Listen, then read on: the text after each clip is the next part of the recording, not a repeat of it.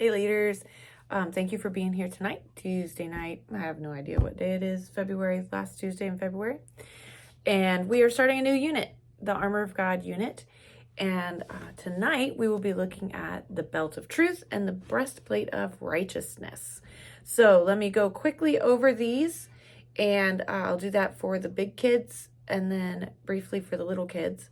You'll be teaching belt of truth, kind of likening it to a tool belt, and fighting evil means you have to know God's truth. And so you'll do some brainstorming of what they know about God that is true, and you'll in your notes it's got some key things to make sure that you make the point of if they don't bring it up. Jesus Christ is God.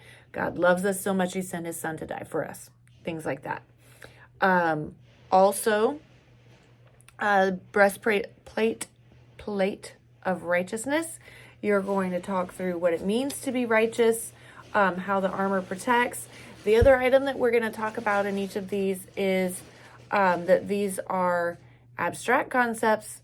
They're not actual clothing. So talking about how do we put these on? What does that mean? What does that look like? And kind of brainstorm that. Let them kind of wonder about that. And absolutely, please include your thoughts in that.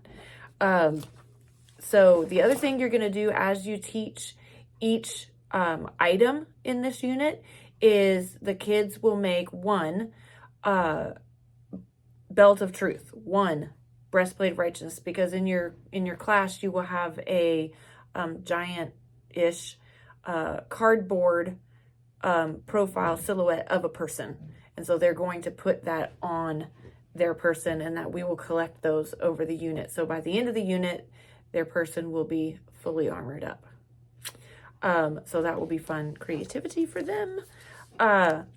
Your activities is a true-false game. You can have them change sides of the rooms, stand up, sit down, whatever you want to do with that. And then the breastplate of righteousness is first couple of rounds, you're going to make up an example with a right answer and a wrong answer. A scenario, one is in the book. And then you can let them start leading and come up with their own scenarios with a right answer and wrong answer, things like that. Bible verses this time are pieces of the passage. If they want to learn the entire passage, that is 5 points total for that. So that would be cool. The service project this time will be doing a food pantry drive, canned food drive for New Hope that we talked about. We just talked about it before, but we're actually going to collect this time.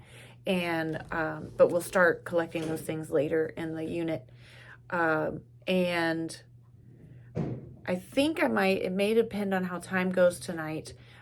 Go over the Romans 6:23, sharing salvation with someone using one verse and the picture. And then I'll share that video with them again later.